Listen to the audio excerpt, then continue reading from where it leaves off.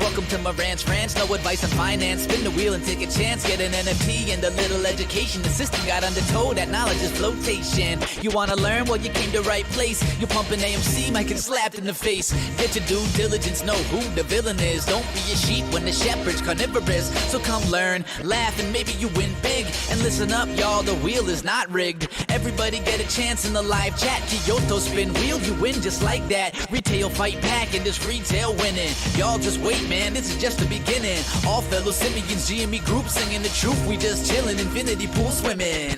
So welcome to Marantz Rantz. A lot of knowledge but no advice on finance. Don't even need pants, you can tune in naked like Kenny the Mayo Man. Internet's most hated. Don't wanna lose your money, then it's time for you to listen. If you're ignorant, invest in AMC, assume position. The stream about ready, they told us to don't dance. I do what I want. Welcome to Marantz Rantz. Welcome to Marantz Rantz. Welcome to Marantz Rantz. Welcome to Marantz Rantz. Welcome to Marantz Rantz. Welcome to Marantz Rantz. Welcome to Marantz Rantz. Welcome to Marantz Rantz. Welcome to Marantz Rantz. Welcome to Marantz Rantz. Welcome to Marantz Rantz. Welcome to Marantz Rantz. Welcome to Marantz Rantz. Welcome to Marantz Rantz. Welcome to Marantz Rantz. All right, guys, welcome back. Welcome back to Marantz Rantz. Plenty of good information, a little bit of motivation, a whole lot of truth, no financial advice. I've been reading a lot. I've been dealing with a lot, but I'm happy to be here with you guys. This is the AMC Proxy Explained. If you guys have any questions, we're going to go over it line by line, and hopefully you guys get the information you need out of it. So I really appreciate you guys. Additionally, I have something else I want you guys to see. If you guys love AMC, if you guys love GameStop, if you guys love Bed Bath & Beyond, I have a video I want to go over with you guys, and you guys can understand like the way people invest and why they invest. So we'll go over the video in a minute, but let's go ahead and go over this. You guys did see the update about GameStop. That was cool. They have new PC centers. That's great. But let's go over AMC. And David Tong, welcome and good morning and all the good stuff, okay? So here is the proxy, and we'll go over it. So this is the proxy here for AMC. We make movies better. That's their trademark. And what are they doing? They're having a special meeting to increase the number of authorized shares of common stock and authorize a 1-to-10 reverse or a 1-for-10 reverse stock split of our common stock to enable conversion of AMC preferred equity units into shares of common stock AMC. So they're having this meeting. The purpose of the meeting is to vote on these proposals. There are 3 proposals, but the background behind the proposals are: on August 19th, 2022, the company paid a special dividend of 1/8 for each share of common stock outstanding at the close of business on August 15th. Did I say April 19th? August 19th. Yeah. Each ape is a depository share and represents the interest of 1/100th of a share of common A convertible participating preferred stock. Par value is whatever. It does not matter. It's all legal nonsense. What it means is this, and as you read into it, the ape units that were released to the people as a dividend have 1-for-1 vote versus the AMC shares. So there's a vote going out because on December 22nd, 2022, all the twos, right? 1-2, 2-2, 2-2. The company entered into an agreement, which was the FPA, with Antera Capital, pursuant to which the company agreed to sell Antera 106 million apes for about $75.1 million, and simultaneously, the very same time, purchase from Antera $100 million of principal on their secondary lien notes due on 2026 in exchange for 91 million apes. Immediate prior to the entry into that agreement, Antera confirmed a 34.9 purchase of 60 million apes. So they agreed to buy all these ape units, and they bought them. And it's like 200 and I don't even know how many is that. 195, is that 97 plus 60 more? So 257 million shares essentially of ape units. Now, when they did it, the proposal is an FPA. The FPA that went out, and we've read this like in detail, was that you must do these proposals for that transaction to go through. The first one is to approve and amend the third amended, reinstated, blah, blah, blah. They want to go ahead and increase the stock to 550 million shares of common stock. Okay, there's the first one. The second one is to do the reverse stock split, to approve an amendment of this of the reverse stock split. And then at the very bottom, it says to approve one or more, and it says adjournments of a special meeting, if necessary, to permit further solicitation of proxies if there are not sufficient votes at this time of the special meeting and they're approved and adopted. Okay, so the way this works is they're going to keep doing votes. That's what they want to. They want to keep doing this. And I'm going to show you, thanks to Linda Rill, who actually read the last page of this damn thing. I read every page, but at the very bottom, for some reason, I was like, okay, I understand what it is. The last page rocked me. It just rocked the way my mind works on this stock, and it should rock you too if you own it. Okay, so if you own AMC shares, great. Full disclosure up front. Welcome back to Marantz Rantz. Plenty of good information, a little bit of motivation, a whole lot of truth, no financial advice. That was a lot. I own 0 shares of AMC and 0 shares of APE. I have no dog in this fight. All I have is a lot of information and a little bit of motivation. Hopefully you guys get this. I buy GME. That's my role in all of this. There we go. Shame so many misinformed investors got conned by Adam Aron and the dumpster fire that is stock AMC. David, it is, but this gets worse. If you really look at this, it's going to tell you, one, all of these proposals have to pass for anyone to pass, right? So they're intertwined. You can't get one proposal without the other. They're conditioned, they're cross-conditioned, as I should say. So right here, each of the share increase proposals and reverse stock split proposal is cross-conditioned on the approval of the other, such that the approval of both proposals is required for each of them to take effect. Notice how none of that, okay, none of that includes proposal number 3. Okay, that means proposal number 3 has nothing to do with share increases. It has to do with meetings and proxies. This is their con way of saying, and I say con because it's a con, of their way of saying, hey, this is what it is. Remember what they're trying to propose to you guys. If you saw the initial filing when they did the proxy to everyone, this was December 22nd with the Antera agreement. They said, hey, we want to have the ability to distribute APE shares or AMC shares that we do right now, just like APE shares. So they want to be able to dilute the float at any time without your approval. And they're going to do that. And they're going to get a yes vote no matter what, and because they can do it infinitely. And that's exactly what this means right here. Okay, the proposal number 3 means that. So they'll keep doing it until they get the votes they want. And it really sucks, man. It really sucks because Antera has agreed to vote or cause to be voted, any APE and AMC shares, whatever, in favor of proposals 1 and 2. So Antera, either directly or indirectly by Antera and any of its affiliates, in favor of proposals 1 and 2. So everyone is voting for, as you can see. After careful consideration of all relevant factors, the AMC Board of Directors has determined that the share increase proposal and the reverse stock split and the adjournment proposal are in best interest of AMC and its stockholders. Unanimously recommends that you vote for each proposal. So they want you to vote for, not against, and not abstain your vote. Those are your 3 options. As you keep going down, guys, there's specific dates. I don't even get involved in that. What's the cutoff date? What's the reporting date? What I really want to look at is what they're telling you. And what they're telling you is what they want you to see. So I was looking everywhere I can for the Annex A. I don't know where I see it, but you guys can help me if we see it at any time. But they want to increase the float to 550 million shares, which they will. And they're going to have the ability to dilute 405 million shares after conversion of 10 to 1. It's terrible. It's terrible. It's the way that you can still suck something out of someone. And whenever you say, oh, it can't go any lower, it just keeps going lower. But it's okay. I have a video that's really going to wake you guys up as investors. And it should, because, and I could give you the whole video, but it's 30 minutes long, but it's worth watch. I mean, it's the best video I've seen online for a long time. It was sent to me by Wilbur Dodge, who was down and out about Bed Bath & Beyond, and he said, man, this video gets me through a lot, and I wish he would interpret it the right way, like I do, but, we know what it is, and I'll explain it all to you. It's going to give, it actually, the video I'm about to show you, I should be making a clip of it for GameStop investors. I should be making a clip for it, like for certain aspects of the video. The video is just amazing overall, but I want to show you a bit and part of it. So we'll go down this whole thing. We talked about this earlier, any updates that we ever talk about, just so you guys are aware, you're going to have all these shares and they're going to split and they're going to go back. Remember that the biggest problem that I have with all of this, and we just went over the whole proxy right now. Me just telling you what I told you, just know that you know the whole proxy, okay? There's nothing else here other than what's to vote for. It's the conversion. We know, we've been talking about this night and day. Proposal number 1 is to increase the float. Now, look at this, okay? We are submitting this proposal for approval to holders of our common stock and Series A preferred stock and or APEs representing such shares preferred A. But remember this, of Series A preferred stock in combination with reverse stock split to permit the conversion of the preferred stock. Look at this. This is awesome because I just found it.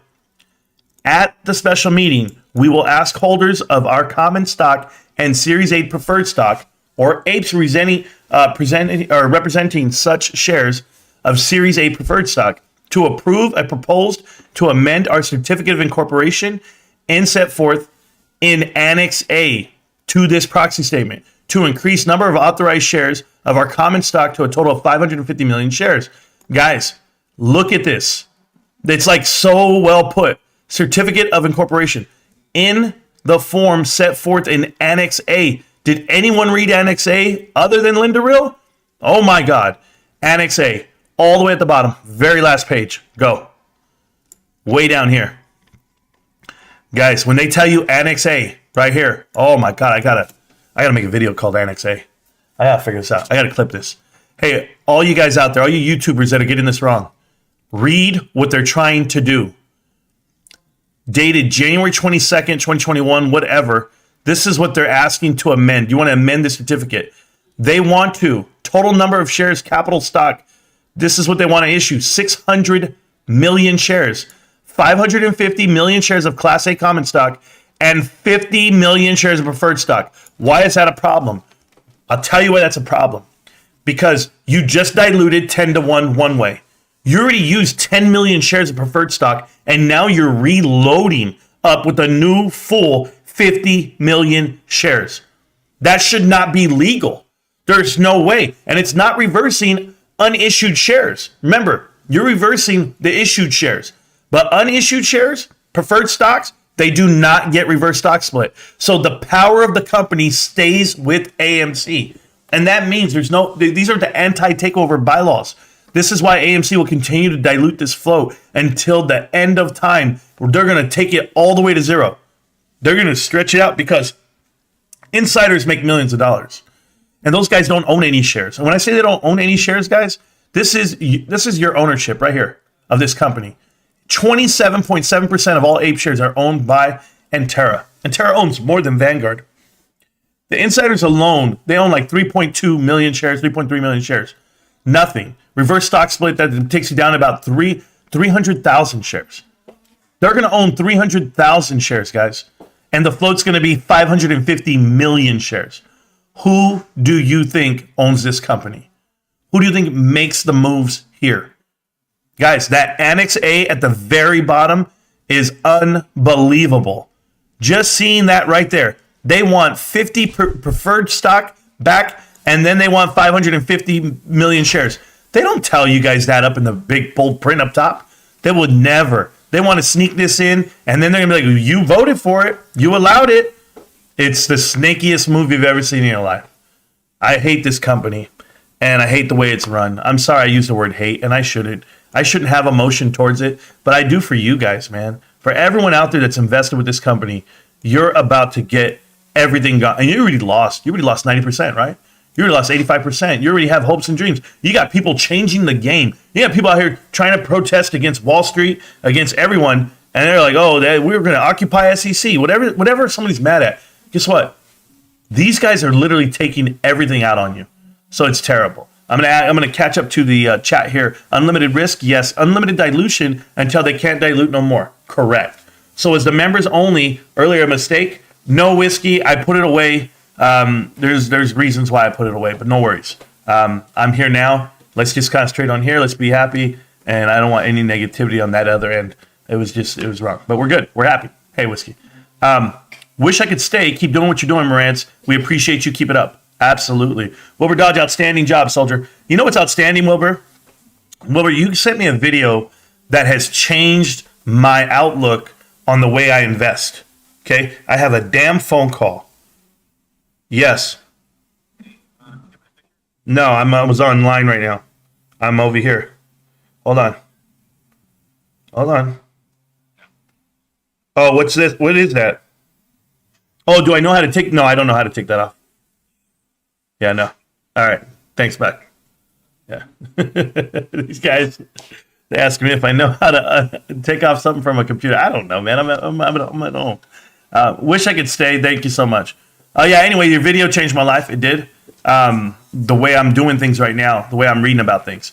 So, and I'm going to show a clip of the video, but not the clip that you want me to show. I'm going to show a different clip because I want people to know. Wish I could stay. I hear you. What do you think about ant trades showing we look like we're going to break the wedge on the algorithm trading on a 3-year cycle? Wannabe comedian. I don't really watch his channel. He thinks he's blowing up. He has 7 videos. 7 videos, 3,000 followers, and his first video had 21,000 views. So do you think I really watch what he has to say? No. No, I don't think these guys are in it for the right reasons. You keep thinking about cycles and algorithms and breaking out. You're not listening to what the fundamentals are of this company. There's 2 different ways of looking at companies, guys. You can either look at the trade and try to make money off the trade, or you can look at the investment and say why it's not going to last. People are in companies for years, guys. Years before they ever make a profit, before they ever see something come to the table. You think your cycle, your algorithm cycle, those are for traders, dude. I'm not a trader. Jenny G, what's up? I hope you're doing well on your new job. To be issued in the future, there you go. Infinite dilution, infinite risk. What's up, future millionaires? Yeah, you ain't lying, man. I'm very glad I bought a lot of ape under $1. I've made it a profit. Smash the like button. Marantz always speaking the truth. Thank you so much. Dropping by to smash the like button, sharing it, and we'll rewatch it later. Snacks, I really appreciate you, man. Yo, thanks, Marantz, because you're going to want to watch this later. Okay, AMC will run up to $15. Ape will run up to $5, and it'll make it $28,000. I have no idea what you're talking about. $15, $5, none of that's even possible. So that copy and paste ant-TA, yeah, complete horseshit nonsense. I agree. And it'll never go up. I want you guys to hear this. I want you guys to see this video. You can't see it because it's not a visual video. It's not like that. It's like really old school. But I want you to hear it because it's worth hearing. This video here. I'm gonna put this here. I'll push play and then yeah, here we go. Points that I've been using for 25 years. I think they're true then. I think they're true today. I think they'll be true in 25 years. And this video is 25 years old. I just want to put it out there. This is Peter Lynch. He is giving a lecture. He's the lead investor for Fidelity at the time in 1997. 25 years ago, he said this. These will be real in 25 years from now. I'm going to play this, and we're all just going to sit here and listen. Because there's a part where I want to pause it and let you listen, pause it, let you listen. It's going to rock your life.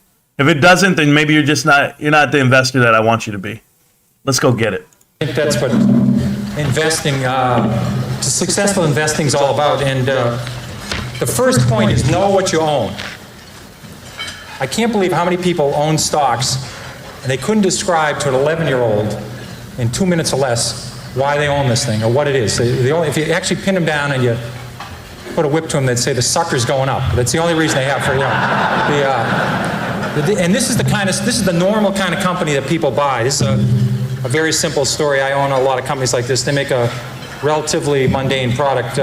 It's a 1 megabit SRAM CMOS bipolar risk floating point data I/O array processor with optimizing compiler, 16-bit dual port memory, Unix operating system, 4 Whetstone megaflop polysilicon emitter with a high bandwidth, that's important, 6 gigahertz double metallization communication protocol, asynchronous backward compatibility, peripheral bus architecture, 4-wave interleave memory, token ring interchangeable backplane, and they do it in 15 nanoseconds of capability. Now, if you want a piece of shit like that, you will never make money. Never. You'll never make money. And I agree with that. But hold on. This guy says you don't know what you're talking about. Hey, DC, what is it that I don't know? What is it that I'm talking about? I can do the voice so I can do the video. It's fine. But I want to know something, guys. What is it that I don't know? That I don't know what I'm talking about. Your AMC Proxy is an infinite dilution vote. They put it back. How could you you're refilling up the coffers with preferred shares? They diluted your shares, sold it off to someone else, and now they're loading back up the gun. Secretly. It is absolutely crazy. I'll show you the video if you guys want to watch it. Because it comes in real bad. It's poor quality. Some come with more whetstones, less whetstones, big mega flop. I mean, what do you do if this thing goes from 12 to 9? Do you buy more? Do you walk around the block? I mean, do you call your friends? I mean, what the hell do you do with something like that? People buy this stuff. I mean, I buy stuff like Dunkin' Donuts and Stop and Shop and CVS and made money in all those. And Sally Mae was just here, right before me. I mean, there's a stock I bought that they had a great name. It was Student Loan Marketing. I mean, who would ever buy anything like that? It was a great name. If you heard the story, I think 100 people heard the story. In fact, I had dinner last night with Al Lord, Ed Fox, and Paul Carey. We're all in that roadshow in 1983. I think if 100 people looked at Sally Mae, they would have bought it, but 100 people wouldn't look at it because imagine loaning money to students. Imagine doing anything with students. And it was a great story. It was simple, and no one looked at it. So that's the kind of stocks I like to buy. But I'm telling you, people don't do this. And I'm talking sophisticated people, unsophisticated people. They don't know what the company is. What's the story? And it's very important to know it because it doesn't always work, and you have to keep posted. So he said, what's the story? You need to know the story of your stock. I started looking into MMAT and MMTLP or whatever, MMTLP. I started looking into AMC. I started looking into numerous stocks, right? 1 second, guys.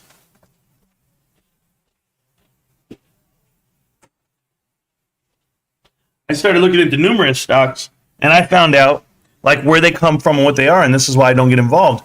And that's why I did the origins of what GameStop is and where the leadership came from. And knowing that they've had this connection with Mark Vadden, knowing that they were Chewy, knowing that they were Zulily, knowing that they were Blue Nile, knowing that they have this new mission in line. But they've been around for 25 years, the leadership. So that's why I've gone that route. But for AMC, if you've known their history for the last 25 years, it's been distressed credit hedge funds, Apollo, Citadel, .72. A lot of people are in and out of this stock. Mudrick, Antura, and everyone's connected. So I know what I want to invest in. I know the story. Now, here's a big point. Remember this point. It's futile to predict the economy, interest rates, and the stock market. I mean, people keep trying to do this. I mean, this would be useful. I would love to know when we're going to have a recession. I'd love to know when interest rates are going to go up or down. I'd love to know when the stock market's going up. That would be helpful. I would like to get next year's Wall Street Journal. Unfortunately, you don't get it. And I remember in 1982, we had a lot of people in this room around for 82. We had 20% prime rate, 15% long governments, double-digit unemployment, double-digit. It sounds like right now. 1982 sounds like it does right now, 30 years later. Okay? Are we 40 years later? 40 years later. I apologize. So in 1982, we had double-digit inflation, double-digit, unemployment. You had an economy that was trash, and you were being told things. Did you know what was going to happen the next year, the next year, the next year, the next year? Nobody ever does. But that's what he's going to tell you. And you don't invest based off of the economic side. You invest based off of what you know about the company. And that's the best. I told you guys this. I invest past macroeconomics. I want companies that are going to thrive with or without me in it. Inflation. I don't remember anybody telling me about that in 1980. I don't remember anybody telling me about that in 1981. But in 83, I remember they said, well, the economy's would bounce back. We're in a recession in 85.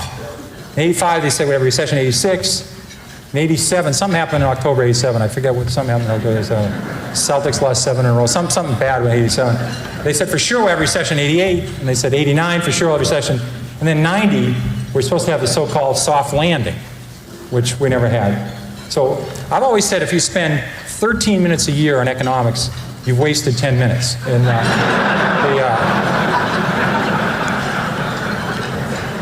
And all you need to know about the stock market is it goes up and it goes down, and it goes down a lot. And that's all you need to know. Again, it'd be terrific to know what's going to happen in the economy, but I deal with facts. If inventories are going up, if copper prices are going down, if room occupancy is going the wrong way, if people are building too many hotels, I look at freight car loadings, my own railroad stocks. I deal with facts. I don't deal with people tell me something's going to happen in the future. You might as well call a psychic hotline for that stuff to get a better average. You got plenty of time. Here you go, guys. Listen. It's true of Sally Mae, it's true of Dunkin' Donuts, it's true of Stop and Shop. People are so insistent. I'm that way too. I have to fight it. They have to buy a stock. Let's see. It's now See, it's now 5:01. I haven't found a stock yet today. I got to find a stock before sunset. You could buy Walmart 10 years after Walmart went public. Let's say you're a very careful investor. You waited. You said, I don't know if this company can make it. You waited for Walmart to roll it out. You could buy Walmart 10 years after they went public and made 30 times your money.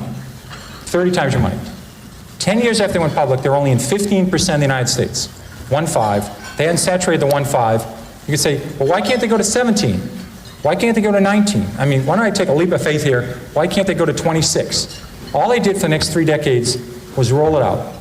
You could buy Walmart. If the day they went public, you bought it, you would have made 500 times your money. If you waited 10 years in Walmart, you made 30 times your money. You got plenty of time in this business. Now, what I'd like to talk about is what I call the 10 most dangerous things people say about stocks. Pay attention. Here's a good one. It's gone down this much already, it can't go any lower.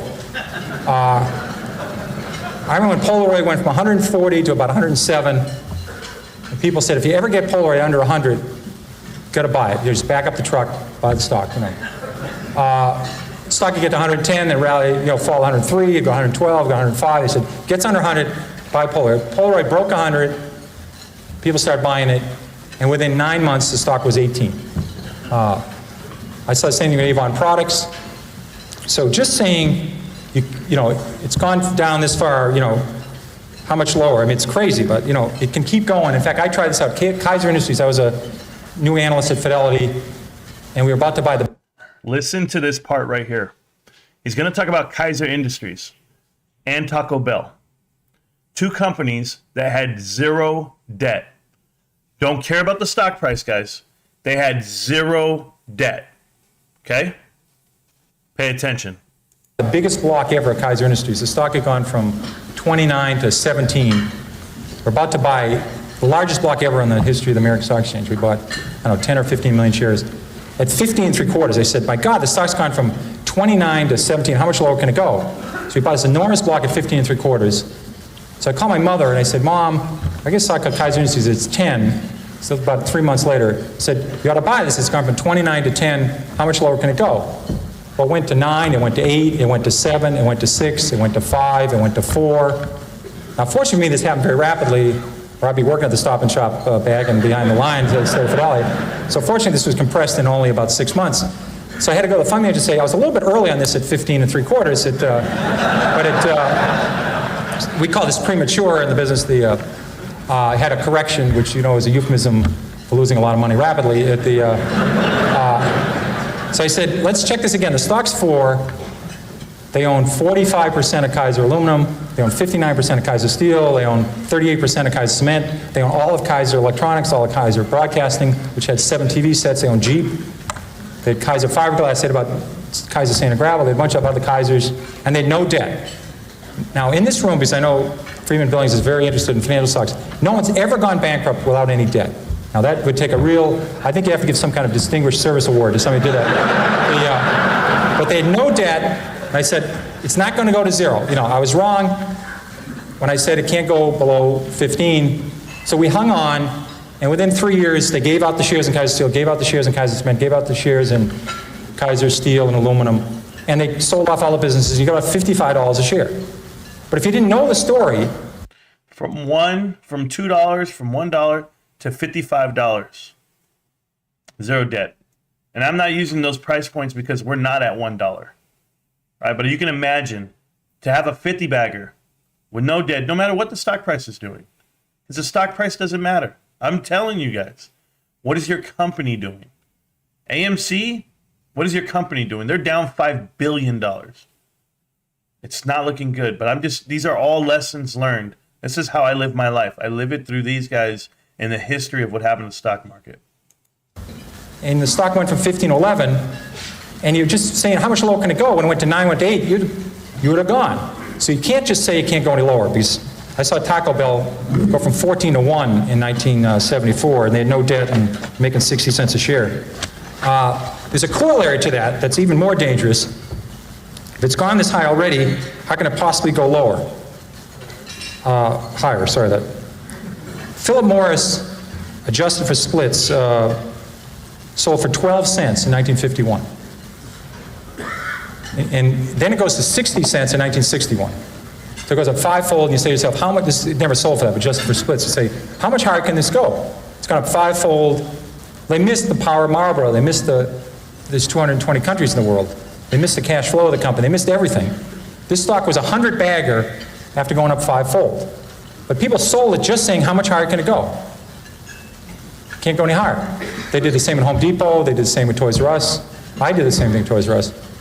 Just saying it can't go any higher, it's gone this much already, that's very dangerous, and don't use that one. And it's a very bad thing to do. Eventually, they always come back. Here's another one that sucks. That's a technical stock market term we just use only in the stock market. The RCA just about got back to its 1929 price, was backed out by GE. Manville never came back. International Harvester, even with its name changed and adjusted for splits, hasn't got all the way back yet. Western Union, double knits, remember those wonderful things? Floppy disks. They don't have to come back, but they say eventually they always come back. Not true. Here's a great one. It's $3. How much can I lose? This is a great one. You see, get out. This is, I don't have a computer and I can't do high-level math, but just do this one. So let's say your neighbor buys $10,000 of a stock at 50, and the stock's now 3, and you put $25,000 in at 3. If it goes to 0, who loses the most? A lot of people cannot answer this question. You know, I mean, if you put $1 billion in at 3, you can lose $1 billion. You know, I mean, they blow taps in lots of companies every year. You know, you just have, they can go to 0. Here's a good one that helped me a lot. It's always darkest before the dawn. This business is terrible. It's awful. You ought to buy the group. This is not a good way of making money. Here's one you're probably talking about before lunch. Freight car deliveries. 1979, there was 96,000 freight cars delivered in the United States. 2 years later, it fell to 45,000, the lowest in 23 years. So it goes from 96,000 to 45,000. People say business is awful, it's horrible, pathetic. Then it falls to 25,000. They say, just load up. There's about 15 opportunities to lose money. There's about 15 suppliers of freight cars, 15 manufacturers. Business was awful. Well, last year we shipped 7,000 freight cars in the United States. The business just continued to be miserable. And I'll give you one there's even greater opportunity to lose money on. The energy services industry. This, we all had a great opportunity to get our head. All right, I'm going to skip past all that. And I'm going to take it another spot. That's awesome. Let me see. Yeah. Part I like here because it's going to talk about like Bed Bath & Beyond almost. And the leadership and GameStop. This is where I get a lot of my ideas from, like when I'm thinking why I invest, how I invest. I told you all this earlier. I've said it before, like over the last 2 years, I've been making videos of like why I invest in leadership and why I believe in them. So here you go. This called whisper stocks. Everybody familiar with one? Might have finished here at 19. The average range of a stock in the stock exchange is 50% in 12 months between its high and slow. So stocks go up and down a lot within a year. And say this stock is going up means you're right, doesn't mean a damn thing. So don't buy often on that one. That is not a good one. You're welcome, Mark. I do my best, man. Avoid long shots. These are the companies that... Long shots, guys. Pay attention, because that's every penny stock this past week. That's every, hey, we can save this company. Pay attention. We have this very technical term for this called whisper stocks. Everybody familiar with whisper stocks? They're great. Somebody call you up and they'll say, hi, Peter, how's Carolyn's? How's Beth doing? How's Annie? How's Mary? Have you played any golf? And then they'll say, I want to talk to you about international blivet. And the tape got messed up there. And make your kid have better spelling, and your breath's going to improve, and you won't have to iron your pants. It's one of those stocks, and they always do everything for you. But they're missing. They don't have any sales yet. That's the missing element of the story. The story is sensational. There's no profits here, no sales yet. But my God, if this works, it's going to be the next Xerox. And it's going to help Murr and space and everything. It's a very, very good deal. Now, this is not a long shot. This is a no shot. You have to separate these out. I've tried 30 of these. I have never broken even on a long shot. Never. I've made 25, 30 times my money in some stocks. I never thought about Sallie Mae or MBIA or Fannie Mae or some of the banks or Stop and Shop. I made 20 times my money, 30 times my money. I had no idea. I thought the stocks were going north. I had no idea. You look back 10 years later, you say, my God, I made a lot of money in this thing. The ones I went into thinking I could make 4 times my money, I've never broken even. So don't do the long shot, guys. They don't work. They simply don't work. And again, if a stock's 3 and it has huge potential, write down the story, take the stock symbol. If it's going to 300, it's okay to buy it at 15. Check in later, check a year later, see if it's still listed, see if you still get a quote on it, see if they still have earnings yet. But if it's going, write the story down. Some of these work, I haven't heard yet, but maybe they will work. But it's worth tuning in 6 months later. Don't buy it then. Importance of management. Management is the single most important thing in a company. But for an outsider to know great management versus good management versus terrific management versus average management, tough to do. Tough to do. Okay, listen, guys. It's tough to know your management team. And I said this. We know Ryan Cohen. We know Larry Chang. We know Alan Adel. We've broken them down. Matthew Furlong came along. We didn't know technically Jenna Owens, and we let her go. Michael Cupio, we let him go. Like, when you get into a company and you start seeing transition and the changes, then they're trying to find out who they are themselves too. GameStop is a brand new company. It's brand new, brand spanking new, just last year. And we know this because we changed it. They changed it. So I'm actually like filtering out this management team, and I said this, but for you guys go into the companies you guys like if AMC's management team is where you want to be, go do the homework on them. You'll find out what it is. Bed Bath & Beyond's management team before Ryan Cohen went in there and gutted out everyone and got rid of the CEO was terrible. You know, Mark Trenton, and everyone else that was in there. And the guy who jumped off the roof, and I mean, just guys were just not doing the right business moves. They were overpaid executives in there. They're making millions and millions of dollars. But there's numerous stocks like that where the management team is sketch. And then I know some teams where management teams, untouchable because they're great. But you'll never know how great they are until you really do the homework. So when you make those investments and you're like, I think this is going to go up. Like, that's why you invest, because you think it's going to go up. Like, that's not real investing. That's trading, and that's playing with fire. So he's going to explain to you about management. Good luck. To do. Because you only get an hour at people, sometimes a half an hour. And how do you know what decisions they didn't make? A lot of great companies have been made because the company didn't make an acquisition. That's right.